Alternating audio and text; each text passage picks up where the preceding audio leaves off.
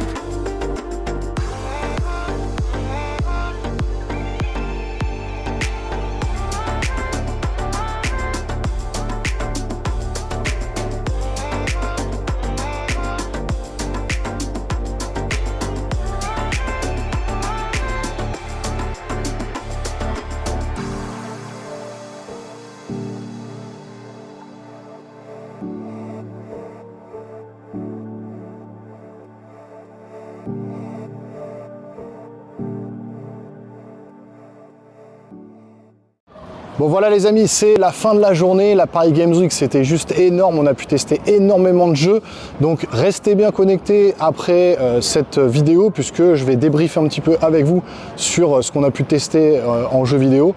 Donc voilà, je vais vous expliquer un peu tout ça, restez bien, on se revoit tout de suite juste après la petite coupure, c'est parti.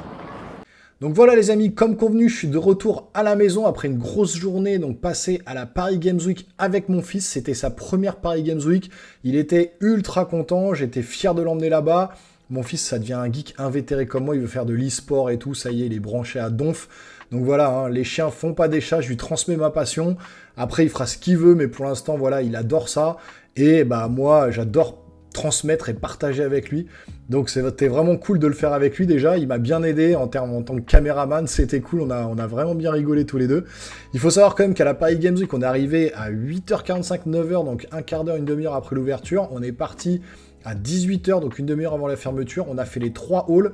Le hall 1 principal avec tous les constructeurs, développeurs, Nintendo, Xbox, PlayStation, etc. Plus tutti quanti, si je veux dire, une vieille expression de boomer. Donc en mode Ubisoft et compagnie, Square Enix et tout ça, vous l'avez vu dans les vidéos. Et puis il y avait le hall 2 qui était réservé principalement au rétro gaming et puis aux jeux pour les enfants, Peggy 12. Donc maximum, et puis ensuite le hall 3 où il y avait un peu de skateboard, des conférences, etc. On ne s'est pas trop attardé. Mais en tout cas, voilà, le Hall 1 était très sympa, beaucoup de jeux présentés, beaucoup de jeux vraiment qui sortent entre janvier, février, mars 2024 que j'ai pu tester, justement, vous l'avez vu dans cette vidéo immersion que je vous ai proposée. Et je vais revenir un peu sur certains jeux, et il y avait des bonnes surprises et il y avait des déceptions. Et je vais commencer d'abord par les déceptions, et les déceptions déjà, ça vient déjà de chez Nintendo et un peu de PlayStation. Chez Nintendo, pourquoi aucune nouveauté, enfin aucun nouveau jeu annoncé, montré en tout cas. On aura attendu peut-être du Super Mario RPG, ça sort le 17 novembre, dans 15 jours. Pas de borne d'arcade, de démo, de rien du tout. Pas de Princess Peach, pas de Luigi's Mansion HD, rien du tout. Du Mario Wonder, qu'on a tous à la maison, du Détective Pikachu, du WarioWare, du Mario Kart 8 Deluxe, avec des nouveaux circuits, du Super Smash Bros, etc., etc. On en mange tous les ans à toutes les sauces. Mais, alors voilà, pas de Mario RPG, qu'on aurait pu peut-être tester un petit peu avant la sortie. Voilà, rien du tout du côté de chez Nintendo, donc un peu déceptif de ce côté-là. Et puis, du côté de PlayStation, pareil, ils se sont pas trop foulés. Alors, ils ont mis le paquet sur Spider-Man 2 avec voilà, un titre géant, vraiment le hall de Spider-Man qui était vraiment ultra bien fait, avec des statues, on pouvait se prendre en photo dessus, etc. Ils ont mis le paquet sur Spider-Man concernant vraiment un jeu first party Sony, quoi, PlayStation, mais c'est tout. Ensuite, à côté, bah, effectivement, le Final Fantasy VII Rebirth, qui est exclusif à la PS5, mais c'est Square Enix, donc c'est pas vraiment PlayStation. Et donc du coup, bah voilà, PlayStation pareil, Xbox pareil, il n'y a pas trop de jeux vraiment. Il y avait un peu de Starfield, il y avait tout ça, mais il n'y avait pas vraiment de trucs marquants où ils auraient pu présenter des jeux qui allaient sortir sur leur console, des exclus Sony, exclus Nintendo, etc. Bah non, rien. Alors il y a eu effectivement du côté de la Nintendo Switch, bah on va venir là sur les bonnes surprises. Il y a eu déjà Prince of Persia The Lost Crown qui était vraiment bon. Voilà, on a joué tous les deux avec mon fiston. Ça marche bien, c'est efficace. Même sur la Nintendo Switch, franchement, ça avait une gueule vraiment sympa. Ça ramait pas, c'était assez soigné en termes de design, etc. Et puis la maniabilité, le style de jeu était vraiment plaisant. Donc voilà, un bon point pour Prince of Persia. Qu'est-ce que je peux vous parler d'autre? Il y avait une bonne surprise, franchement, Sandland. J'en avais déjà parlé sur la chaîne, le jeu d'Akira Toriyama, là, avec le design d'Akira Toriyama. C'est un manga qu'il a fait à ses débuts et qui a été adapté en jeu vidéo chez Bandai Namco. Et franchement, chez Bandai Namco, il y avait pas mal de bons trucs. Il y avait aussi le Naruto Ultimate Ninja Storm Connection, etc., qui était vraiment très beau aussi. Tekken 8 qui m'a mis une petite claque dans la tête, franchement c'était vraiment très très beau, mon fiston a adoré aussi Tekken 8, on s'est fait des petites parties ensemble, c'était très marrant, mais franchement Tekken 8 ça envoie vraiment, ça graphiquement c'est ultra beau, et au niveau de la maniabilité, de la jouabilité, c'est juste au top, donc le Tekken 8 franchement vraiment à surveiller parce qu'il sort bientôt en 2024 aussi, et franchement c'est un excellent jeu. Donc comme je vous dis aussi, on a eu Sandland, la bonne surprise, parce que j'avais vu des vidéos, etc., et bon, Sandland en vidéo comme ça, qui avait été présenté récemment, ça me donnait pas trop envie, mais là, manette en main, ça marche bien, un monde ouvert, dans le désert, on peut diriger son espèce de 4x4, sortir, combattre les ennemis, avec des attaques spéciales, de la magie, etc. Ça marche franchement super bien, donc une bonne surprise du côté de Sandland, vraiment, du côté de Tekken 8, hein, comme je dis, chez Bandai Namco. Ensuite, du côté des jeux français, donc il y avait aussi Banishers, que j'ai pu essayer, j'ai fait un peu la queue, parce qu'il n'y avait pas beaucoup de bords d'arcade. Franchement, Banishers à surveiller aussi, excellent, une bonne prise en main, des graphismes assez soignés, cette dualité là entre justement le mari et la femme, les pouvoirs on va dire classiques et les pouvoirs un peu on va dire spirituels du côté de la femme qui est morte et qui peut l'aider à combattre les ennemis. Vous l'avez sûrement vu un peu dans la présentation, dans l'immersion que je vous ai fait à la Paris Games Week, j'ai un peu filmé. Franchement, très très impressionné par ce jeu, c'est vraiment intéressant, Banishers. J'attendais avant de le précommander de pouvoir mettre la main dessus, c'est chose faite. Et franchement, j'espère qu'il y aura une démo, quelque chose, que vous pourrez l'essayer, parce que franchement, ça vaut le coup. Final Fantasy VII Rebirth, bien évidemment, chez Square Enix, qui a cartonné. J'ai été tout de suite, au début, quand je suis arrivé à la Paris Games Week, on n'a pas fait beaucoup de queue pour pouvoir mettre les mains dessus. J'ai pu jouer aux 2 démos. Je vous le dis tout de suite, la démo auquel on a joué et qui a été présentée par divers journalistes, ça va tomber sur la PlayStation 5, c'est sûr. C'était d'ailleurs écrit démo, Rebirth, etc. sur le petit onglet là, de la PlayStation 5. Donc c'est sûr que ça va tomber, on pourra jouer à cette démo. Franchement, la démo est excellente. Jouer Sephiroth dans la première partie, dans la deuxième partie, être dans la plaine de Junon, combattre le boss final, etc. J'ai été au bout des 2 démos. En 35 minutes à peu près, il nous laissait quand même pas mal de temps. J'ai pu filmer un petit peu aussi donc l'aventure. Franchement, ça marche bien. Il y a peut-être des petits côtés du framerate un petit peu qui est chaotique par endroits, surtout dans le monde ouvert. On sent que ça ralentit un petit peu. C'est pas encore ultra bien optimisé. On sent que la PlayStation 5, là, elle va balancer tout ce qu'elle a pour faire ce monde ouvert de Final Fantasy VII Rebirth. Mais par contre en combat ça marche toujours aussi bien, c'est hyper intuitif, hyper nerveux, donc voilà, du Final Fantasy comme on aime, et donc j'ai hâte de pouvoir refaire la démo sur PS5 et puis surtout que le jeu sorte et qu'on puisse mettre les mains dessus vraiment en février 2024. Ensuite j'ai pu mettre les mains sur la Lenovo Legion, donc au stand Fnac. Franchement j'avais pas pris cette console dans les mains, je l'avais pas encore vue. Elle est imposante, l'écran est magnifique, il y avait Forza qui tournait dessus, c'est juste une dinguerie, ça tourne trop bien. Après, je sais pas, effectivement, la durée de vie, combien de temps la batterie peut durer donc quand vous l'avez en nomade, mais franchement, c'est impressionnant, la qualité de la Lenovo Legion. Je comprends les journalistes qui ont dit que c'était juste une tuerie. Effectivement, vous avez un écran énorme, ça tourne à fond, graphisme magnifique. Donc vraiment, on a passé un gap là en termes de technologie de PC embarqué, PC portable quoi. Parce que c'est quasiment ça, hein, c'est un PC portable, ça tourne sous Windows et tout. Vous l'avez en main, vous avez une grosse tablette avec vraiment des joysticks agréables à prendre en main, des manettes agréables à prendre en main. Et cette Lenovo Legion, franchement, une bonne surprise aussi. Et puis j'ai fini donc ce tour de la Paris Games Week chez Microids. Et donc chez Microids, j'ai pu tester 3 jeux. J'ai pu tester Tintin, j'ai pu tester Goldorak et j'ai pu tester Flashback 2. Et franchement, sur les 3, il y en a un qui m'a fait une bonne impression. Et ben, détrompez-vous, c'est pas Goldorak, c'est Flashback 2. Goldorak, un peu déçu, franchement, très classique, bourrin, sans âme, on va dire. Enfin, ok, il y a la musique, il y a les attaques emblématiques de Goldorak, etc. On voit qu'il y a un soin apporté à ça, que les gens, c'est des fans. Mais je veux dire, le monde est un peu vide, c'est plat. On est vraiment sur un jeu ultra classique qu'on a vu déjà il y a 10 ans en arrière. C'est un peu en retard par rapport à ça. Et j'ai un petit peu peur sur le produit final de Goldorak. Ça marche bien, mais sans plus, franchement. Tintin, c'est très joli esthétiquement, mais au niveau gameplay, c'est un petit peu vieillot, c'est que des QTE, et la partie enquête est un petit peu lourde, on va dire, en termes d'action, en termes de déplacement du personnage. J'ai trouvé ça pas top. Par contre, graphiquement, c'est vrai que c'est quand même très joli.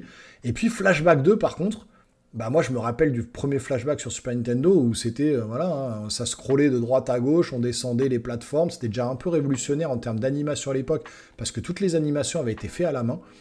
Et donc là, par contre, on est sur un semi 3D, un peu 3D isométrique, 2D, 3D, comme ça. On va se balader un peu librement. Il y a une partie enquête, une partie vraiment action. Et j'ai trouvé ça très sympa avec, il me semble, la voix française de Donald Renew pour le personnage principal. Donc franchement, ça faisait le taf. Microids, là, c'était une toute petite, tout petit truc qu'ils avaient mis en place avec 3-4 PC. Mais franchement, il y avait du Goldorak, il y avait du Flashback, il y avait du Tintin, et c'était quand même sympa, et je pense pas qu'il y en ait beaucoup sur YouTube qui vont parler de ces jeux-là, mais Flashback 2, franchement, à surveiller de près, parce que ça pourrait être une petite surprise pour l'année prochaine.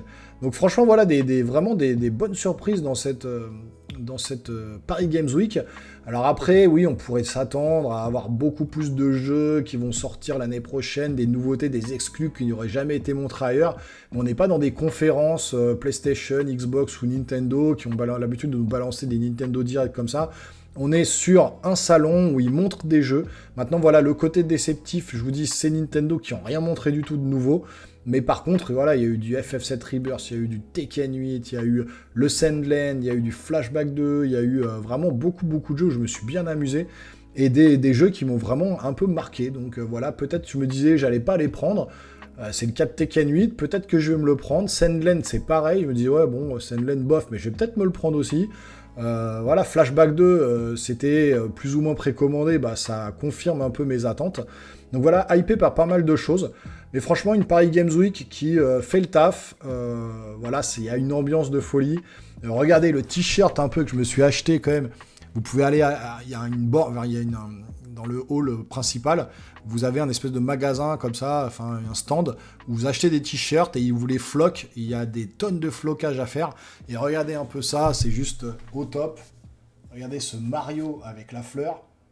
C'est juste mortel. Mon fils, il a pris des One Piece de toute beauté, un peu comme un style de peinture. Donc franchement, il y avait des beaux flocages, des beaux t-shirts, il y avait pas mal de goodies, il y avait pas mal de figurines aussi. J'ai acheté une figurine à mon fils. Enfin voilà, il y avait quand même beaucoup de choses. Bon, par contre, ça revient cher, hein, 50 balles de parking, 50 balles de t-shirt, 35 balles pour manger, 30 balles de figurines. Enfin voilà, au bout d'un moment, vous payez les places pas très chères, entre 20 € pour les adultes, 15 pour les enfants. Mais par contre, vous lâchez l'oseille derrière quand vous êtes à l'intérieur. Tout est fait pour vous faire acheter plein de trucs. Bon voilà, hein, on le sait très bien, on est geek, on est passionné, et ben on compte pas à ce moment-là, on est avec le fiston, on lâche un peu les billets, on se fait plaisir, et j'ai passé une super journée, franchement. Donc voilà, je vous encourage à y aller si vous êtes dans le coin, n'hésitez pas. Si vous avez des questions ou des commentaires, bah, vous les laissez juste en dessous, je répondrai à toutes les questions, et puis lâchez des commentaires si vous êtes allé justement à la Paris Games Week, s'il y a des trucs qui vous ont plus marqué que d'autres et que moi j'ai pas forcément calculé ou apprécié, peut-être qu'on aura des avis différents sur les jeux qu'on a pu voir à la Paris Games Week. Donc n'hésitez pas, abonnez-vous à la chaîne si c'est pas déjà fait et activez la petite cloche parce qu'il y a d'autres vidéos qui vont venir, notamment puisque ce jeu-là n'était pas non plus présent à la Paris Games Week, mais je l'ai reçu en rentrant de la Paris Games Week dans ma boîte aux lettres, Robocop Rock City. Donc voilà, je l'ai installé dans la console. J'avais fait déjà la démo, c'est disponible sur la chaîne. J'avais fait la démo sur PC. Je l'ai pris sur PS5. Je vous ferai un petit avis gameplay. Je vais changer un peu ma façon de présenter justement mes pseudo-tests, on va dire, des jeux que je fais sur mes consoles. Parce que là, c'était un petit peu compliqué à mettre en ligne, à monter la vidéo. Donc je vais changer un peu ma manière de faire. Mais en tout cas, voilà, sachez que ça va tomber également sur la chaîne pour ce petit Robocop Rock City. Si vous êtes un quarantenaire comme moi et que vous êtes un gosse des années 80 et que vous avez surkiffé Robocop, le film, eh ben vous allez surkiffer le jeu, je peux vous le dire, déjà la démo elle était mortelle, donc là on va voir ce que ça donne en version finale, mais j'ai hâte de vous montrer tout ça sur la chaîne, donc c'est pour ça, n'hésitez pas à vous abonner, activez la petite cloche, lâchez un gros pouce en l'air, ça aide concrètement la chaîne. Voilà, je vous remercie de vous abonner, de venir souvent voir mes vidéos, ça fait plaisir. On se revoit très rapidement sur la chaîne pour de nouvelles aventures et de nouvelles vidéos, portez-vous bien, ciao ciao.